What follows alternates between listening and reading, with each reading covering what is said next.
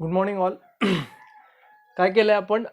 Second chapter start केलं आहे आपण आपला वर्क अँड एनर्जी. ठीक आहे, हा चॅप्टर स्टार्ट केला आहे आपण. आणि आता जे रिसेंटली लेक्चर झालं तर त्या लेक्चरमध्ये मी जस्ट थोडंसं इंट्रोडक्शन सांगितलं तुम्हाला या चॅप्टरच्या बाबतीत की काय आहे आणि कोणत्या कोणत्या गोष्टी आपण लर्न करणार आहेत यामध्ये. ठीक आहे, तर सगळ्यात सुरुवातीला मी सांगितलं की ज्यावेळेस आपण फोर्स आणि डिस्टन्स कवर्ड याचं जे मल्टिप्लिकेशन घेतो that is nothing but the work done by that force. म्हणजे काय करतो आपण? अप्लाइड फोर्स आणि डिस्टन्स कवर्ड याचं काय करतोय आपण? मल्टिप्लिकेशन घेतोय. ठीक आहे, force into distance covered that is nothing but work done by the force, त्या फोर्सनं केलेलं वर्क डन. तर ही एक आपण डेफिनेशन पाहिली आता झालेलं रिसेंटली जे लेक्चर घेतलं आपण त्यामध्ये पाहिलं की ज्यावेळेस आपण फोर्स अप्लाय करतो एखाद्या बॉडीवरती आणि फोर्स अप्लाय केलेल्या डायरेक्शननं जर बॉडी मूव्ह झाली तर आपण असं म्हणतो की ते वर्क डन झालं ड्यू टू दॅट फोर्स. त्या फोर्समुळे काय झालं? ते वर्क डन झालं. ठीक आहे, मग या ठिकाणी खाली डेफिनेशन दिसत असेल तुम्हाला, the work is said to be done on an object if force acting on an object is able to move. म्हणजे समजा वर्क डन झालं असं केव्हा म्हणतो आपण? When we are going to apply a force on any object. आपण एखाद्या ऑब्जेक्टवरती force apply केला आणि तो अप्लाय केलेला फोर्स काय करतोय? बॉडीला मूव्ह करतोय in a direction of force. त्यावेळी आपण असं म्हणतो की काय झालं? वर्क डन झालं असं म्हणतो आपण. ठीक आहे, आणि एक एक्झाम्पल दिलं छोटंसं, when you throw a ball you do work on the ball. ठीक आहे, आपण बॉल घेतला एखादा आणि फेकला. ठीक आहे, सो तो काय करतो? तो मूव्ह करतो in a direction of force. ज्या डायरेक्शननं आपण फोर्स अप्लाय केला त्या डायरेक्शन. का आपण बॉल इकडे फेकलाय आणि या डायरेक्शननं जायच्या ऐवजी बॉल इकडल्या डायरेक्शननं चालला, असं होतं का? असं होत नाही. ठीक आहे, म्हणजे काय होतं? ज्यावेळेस आपण बॉल फेकतो आपण त्यावेळेस तो काय करतो? In a direction of force movement करतो. So it's a good example of work done. ठीक आहे, तर हे एक छोटीशी डेफिनेशन पाहिली आपण वर्क डनची, त्याचं एक एक्झाम्पल पाहिलं. हे झाल्यानंतर आहे ना, आपला चॅप्टरचं नाव आहे वर्क अँड एनर्जी. ठीक आहे, वर्क अँड एनर्जी. तर हे झालं वर्कच्या बाबतीत. हे काय झालं? वर्कच्या बाबतीत झालं. आता एनर्जी म्हणजे काय? What is energy? एनर्जी म्हणजे काय? Energy is a capacity to do work. A capacity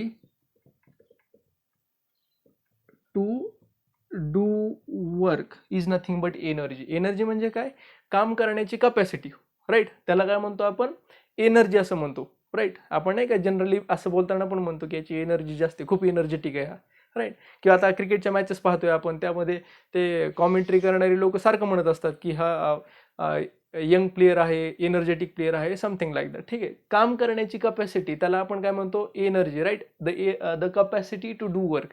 हे जे एनर्जी आहे ना, हे energy it can be divided into 3 types. First one आहे बेसिकली, म्हणजे 3 टाइप्समध्ये नाही आहे पण खूप सारे टाइप्स आहेत, तर त्यामधले हे एक हा एक आहे. फर्स्ट टाइप घेतो आपण मेकॅनिकल एनर्जी. पहिला टाइप कोणता घेतला आपण? Mechanical energy. सेकंड टाईपकडे जातोय आपण. फर्स्ट टाईप घेतला आपण मेकॅनिकल एनर्जी. सेकंड टाईप आहे हीट एनर्जी. सेकंड टाईप आहे हीट एनर्जी. थर्ड आहे लाईट एनर्जी. थर्ड काय आहे?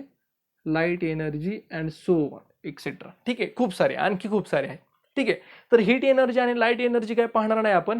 तर ह्यातला यामधला जो फर्स्ट टाईप आहे, हे जे लिहिलेत मी आता 3 टाईप, ह्यामध्ये हा जो फर्स्ट टाईप आहे, पहिला टाईप आहे कोणता? Mechanical energy. फर्स्ट टाईप कोणता आहे? Mechanical energy.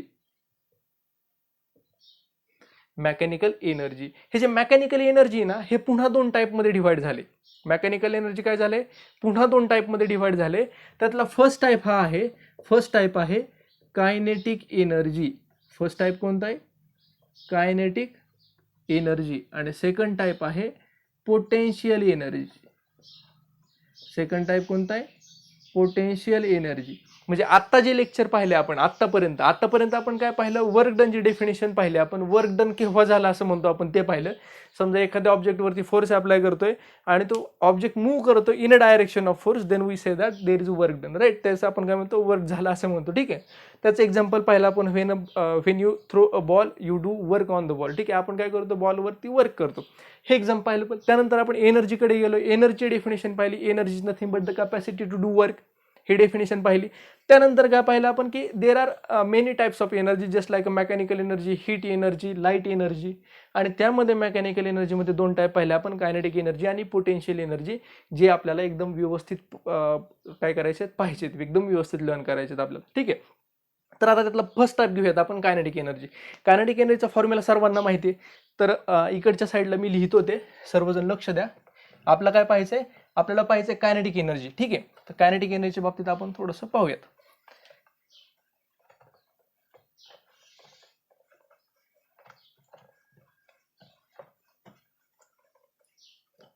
एक मिनिट फक्त. ओके, तर त्यामधला फर्स्ट टाईप घेऊयात आपण आता.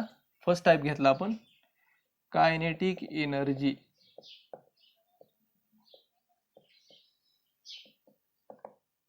Kinetic energy. ठीक आहे. सो ज्यावेळेस आपल्याला कायनेटिक एनर्जीच्या वरती स्टडी करायचं, तर कायनेटिक एनर्जी डेफिनेशन माहिती असणं गरजेचं आहे, त्याचं युनिट माहिती असणं गरजेचं आहे, राईट. ते स्केलर क्वांटिटी का वेक्टर क्वांटिटी हे माहिती असणं गरजेचं आहे. तर सर्वात सुरुवातीला ना त्याची डेफिनेशन सांगतो मी तुम्हाला. डेफिनेशन सर्वांना माहिती आहे.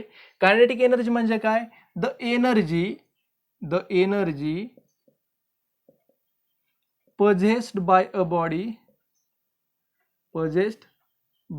body the energy possessed by a body by virtue of its motion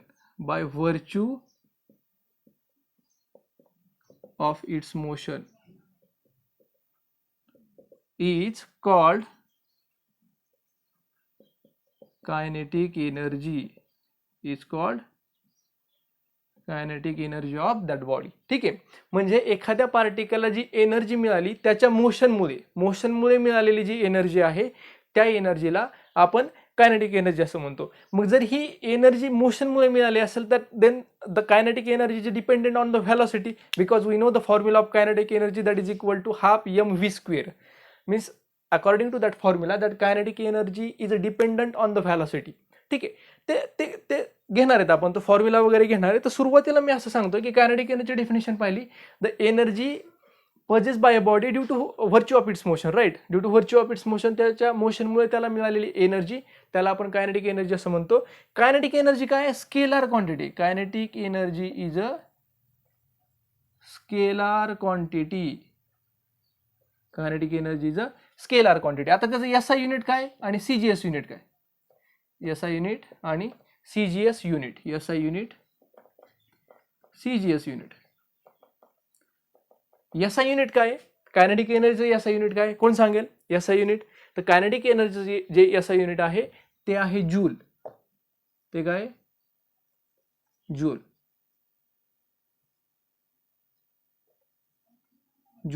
आणि जे सीजीएस युनिट आहे त्याचं युनिट आहे अर्ग. कायनेटिक एनर्जीची डेफिनेशन पाहिली आपण, the energy possessed by a body by virtue of its motion, that energy we call it as a kinetic energy. Then we say that kinetic energy is a scalar quantity. Kinetic energy is what? It is a scalar quantity. Means if we have to explain the kinetic energy, there is no need of direction, right. डायरेक्शनची आपल्याला गरज लागत नाही. That's why we call it as a scalar quantity. ठीक आहे, SI unit of kinetic energy is what, it's a joule. आणि CGS unit of kinetic energy what, it's erg. ठीक आहे, मग आता जी कायनेटिक एनर्जी आहे याचं एक छोटंसं डेरिव्हेशन आहे, ते डेरिव्हेशन पाहूयात आपण.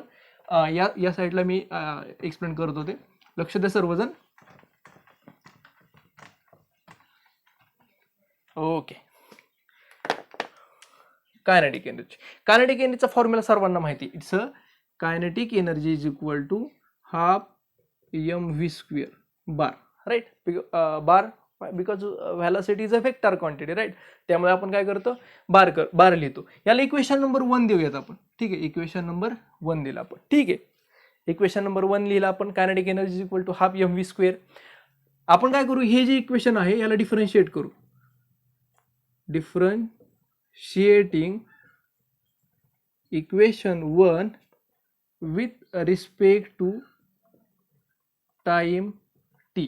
काय करायचंय, ह्या इक्वेशनला डिफरन्शिएट करायचंय with respect to T. T म्हणजे काय, टाइम आहे. ठीक आहे, मग आपण याला डिफरन्शिएट करू डीके डिवायडेड बाय dt, कारण आपण काय करतो, डिफरन्शिएट करतो with respect to time T. So D K divided by dt half m as it is. का, कारण कॉन्स्टंट आहे आणि कॉन्स्टंट वरती ऑपरेट होतो का, नाही होत. मग तो लिहिला आणि या बाजूला लिहिला d/dt phi बार स्क्वेअर. ठीक आहे, व्हेलॉसिटीवरती ऑपरेट होतो बिकॉज इट्स अ व्हेरिएबल ना, तो व्हेरिएबल आहे. ठीक आहे, आणि हाफ एम काय, कॉन्स्टंट आहे. कॉन्स्टंटवरती ऑपरेट होत नाही, मग आपण बाहेर घेतला. ठीक आहे, मग आपण लिहिलं D K divided by dt is equal to half M. याचं डिफरन्शिएशन काय येईल सगळ्यांना माहिती आहे. एक्स स्क्वेअरचं डिफरन्शिएशन जर घेतलं आपण विथ रिस्पेक्ट टू एक्स असं जर असेल d upon d x square तर काय लिहितो आपण 2x into d x upon d x असं असतं ते 2x into d x upon d x. मग आपण 2x लिहितो कारण डी एक्स अपॉन डी एक्सची व्हॅल्यू 1 मिळून जाते आपल्याला. मग आपण जर हे आपलं हे डिफरन्शिएशन हे काय फी स्क्वेअर आहे म्हणजे त्याचं काय येईल 2v बार इथं लिहूयात into D V upon D T D V bar upon D T. लक्षात येते जसं की हे डिफरन्शिएशन आहे त्या पद्धतीने डिफरन्शिएशन घेतलं विथ रिस्पेक्ट टू टी आहे d V bar upon D t with respect to x होतं म्हणून डी एक्स अपॉन डी एक्सची व्हॅल्यू 1 होऊन जाते. ते आपण लिहित नाही पण आता या ठिकाणी आपल्याला हे लिहावं लागणार आहे कारण differentiation with respect to T घेतोय आपण. लक्षात येतं. बरं ते झालं. त्यानंतर आता आपण पुढे थोडंसं सिम्प्लिफिकेशन करू. हे 2 न्यूमरेटरला हा डिनॉमिनेटरला तो काय झाला कॅन्सल झाला. मग इक्वेशन असं झालं M V bar into D V bar divided by D T it is a D K divided by D T. लक्षात येते D K divided by D T is equal to M V bar dot D V bar divided by D T. ठीक आहे. साधं calculation केलं आपण सगळ्या गोष्टी मिळाल्या आपल्याला. आपण आहे ना आपल्या सिम्प्लिसिटीसाठी ना याला थोडंसं रिअरेंज करूया just like D K divided by D T is equal to आपण व्ही बार अलीकडे लिहू V bar dot M D V bar divided by D T. हा फॉर्म्युला मिळाला आपल्याला. ठीक आहे. आता ही डेफिनेशन आणि ह्या सगळ्या गोष्टी क्लिअर आहेत तुम्हाला. आपण पुढच्या साईडला म्हणजे हे इक्वेशन आपण कंप्लीट करून घेऊयात आपलं या बाजूचं. ठीक आहे. कायनेटिक एनर्जीचं इक्वेशन आहे. 1 मिनिट फक्त. आता आपल्याला ते इक्वेशन मिळालं D K upon D T is equal to V bar m D V bar upon D t. But we know the Newton second law. So according to किंवा using Newton's second law. न्यूटनचं second law काय सर्वांना माहिती F is equal to M a. ठीक आहे. हे mathematical formula आहे. So acceleration is directly proportional to force and acceleration is inversely proportional to mass असा हा सेकंड लॉ आहे न्यूटनचा. बट त्याचा फॉर्म्युला काय आहे according to Newton second law F bar is equal to M A bar. So we can write that M A bar like M D V bar upon D T असं लिहू शकतो आपण. Acceleration is equal to rate of change of velocity with respect to time according to definition. म्हणजे काय लिहिलं आपण F bar is equal to M D V bar upon D T. म्हणजे काय लिहिलं F bar is equal to M D V bar upon D T. याला equation number 1 दिलं. Equation number 2 equation number 3. So here using equation 3 in equation 2 equation 3 जे आहे ते काय करायचंय इक्वेशन 2 मध्ये यूज करायचं. पहा नाही ते M D V bar upon D T लिहिलंय त्याच्याऐवजी एफ टाकू शकतो आपण.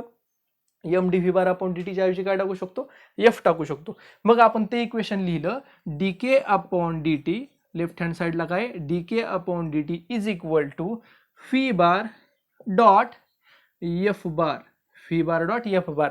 म्हणजे हा m D V bar upon D t जो आहे त्याच्याऐवजी काय टाकला आपण एफ बार टाकला. M D V bar divided by D t m D V bar divided by d टीच्या ऐवजी काय टाकला एफ बार टाकला आपण त्या इक्वेशन मध्ये. ठीक आहे. मग हे इक्वेशन मिळालं D K divided by D T sorry D K divided by D T is equal to V bar dot F bar V bar dot F bar. पण तुम्ही ज्यावेळेस आपण स्केलर आणि व्हेक्टर किंवा मॅथमॅटिकल मेथड चॅप्टर लर्न करत होतो 11th स्टँडर्डमध्ये त्यावेळी आपल्याला असं शिकवलं होतं त्यांनी ज्यावेळेस आपण डॉट प्रोडक्ट घेतो दोन क्वांटिटीचा दोन व्हेक्टरचा p bar dot Q bar. आता इथं पण दोन व्हेक्टर आहेत. एक व्हेक्टर आहे व्हेलॉसिटी आणि दुसरा व्हेक्टर काय फोर्स. ज्यावेळेस आपण दोन व्हेक्टरचा डॉट प्रोडक्ट घेतो त्यावेळी आपल्याला असं मिळतं P bar dot Q bar is equal to P Q cos theta. काय मिळतं आपल्याला हे असं इक्वेशन मिळालं होतं. ठीक आहे. आपण हे 11th स्टँडर्डमध्ये लर्न केले. P bar dot Q bar is equal to P Q cos theta P bar cross Q bar is equal to P Q sine theta. हे आपण 11th स्टँडर्डमध्ये स्केलर आणि व्हेक्टर जो चॅप्टर आहे किंवा आताच्या नवीन सिलेबसनुसार मॅथमॅटिकल मेथड जो चॅप्टर आहे त्यामध्ये आपण ह्या गोष्टी लर्न केल्यात. मग हे V bar dot F bar आपण असं लिहू शकतो का V bar dot F bar is equal to V F cos theta त्या फॉर्म्युल्यानुसार. मग आपण त्या फॉर्म्युल्यानुसार लिहू व्ही एफ कॉस थिटा. ठीक आहे. V bar dot F bar is equal to V F cos theta. ठीक आहे. इथपर्यंत क्लिअर सर्वांना. काय केलं कायनेटिक एनर्जीचा फॉर्म्युला केला डिफरन्शिएट केला विथ रिस्पेक्ट टू टी. हे इक्वेशन मिळालं. आपण न्यूटनचा सेकंड लॉ यूज करून हे इक्वेशन या फॉर्मॅटमध्ये लिहिलं. कुठल्या D K upon D T is equal to V bar dot F bar dot प्रोडक्टची डेफिनेशन यूज केली आपण आणि हे लिहिलं आपण V F cos theta. But but here F cos theta is a tangential force. Tangential force acting on a body. Tangential force acting on a body and it is denoted by F suffix T. हे काय F cos theta कशाने दाखवतो? F suffix T. मग आपलं equation जे आहे dk upon dt काय झालं आपलं ft into v. ft into v. मग हा जो फॉर्म्युला आहे dk upon dt is equal to ft into v. It represents that kinetic energy is dependent on a velocity because here we'll get the value here we'll get the velocity v. ठीक आहे, म्हणजे जी kinetic energy आहे ती कशावरती dependent आहे? व्हेलॉसिटीवरती dependent आहे. आणि बघा ना, जर आपण टँजेन्शियल फोर्स अप्लाय केला एखाद्या पार्टिकलवरती, पार्टिकल आहे टँजेन्शियल फोर्स अप्लाय केला, then and only then it make the movement. समजा एक टेबल घेतलाय, टेबलवरती बॉक्स ठेवलाय आपण, हा ब्लॉक ठेवलाय आपण, ठीक आहे, सर्वजण लक्ष द्या, हा ब्लॉक आहे, हा टेबल सरफेस आहे आणि या टेबल सरफेसला आपण या डायरेक्शन एक टँजेन्शियल फोर्स अप्लाय केला, ठीक आहे ना, टँजेन्शियल फोर्स, पॅरल फोर्स अप्लाय केला थोडक्यात, ठीक आहे. ह्या ब्लॉकची काय करणार होणार आहे? मुवमेंट होणार आहे, डिस्प्लेसमेंट होणार आहे, ते डिस्टन्स ट्रॅव्हल करणार आहे in a direction of force, then only काय होणार आहे? वर्क डन होणार आहे. आणि तसंही ब्लॉक मूव्ह झाल्यानंतरच कायनेटिक एनर्जी मिळणार ना आपल्याला, कारण आपण डेफिनेशन आहे द एनर्जी पर्चेस by body due to its motion. मोशनमुळेच एनर्जी मिळते त्याला. म्हणजे काय होणार आहे? टँजेन्शियल फोर्स अप्लाय केला तर काय होणार आहे? मुवमेंट होणार आहे. या डायरेक्शनला फोर्स अप्लाय केला आपण तर समजा परपेंडिक्युलर फोर्स अप्लाय केला तर मुवमेंट होणार आहे का त्याची त्या डायरेक्शननं? खाली तर ते टेबल आहे, होणार आहे का मुवमेंट? होणार नाही. म्हणजे हा जो फोर्स आहे जो परपेंडिक्युलर त्यानं मुवमेंट होत नाही, टँजेन्शियल फोर्सनं मुवमेंट होते त्याची. मग आपल्याला फॉर्म्युला मिळाला dk upon dt is equal to ft into V. ठीक आहे. तर यावरून असं कन्क्लुजन मिळालं की कायनेटिक एनर्जी ही व्हेलॉसिटीवरती डिपेंडंट आहे. कायनेटिक एनर्जी कशी आहे? व्हेलॉसिटीवरती डिपेंडंट आहे. ओके, सो क्लिअरच असेल तुम्हाला. नसल्यास पुढच्या लेक्चरला पुन्हा आपण गोष्टी क्लिअर करूयात, काय यामध्ये काय तुम्हाला क्युरी राहिली असेल तर. ओके, आजच्या लेक्चरला आपण एवढंच पाहणार आहे. ओके, चलो, थँक्यू.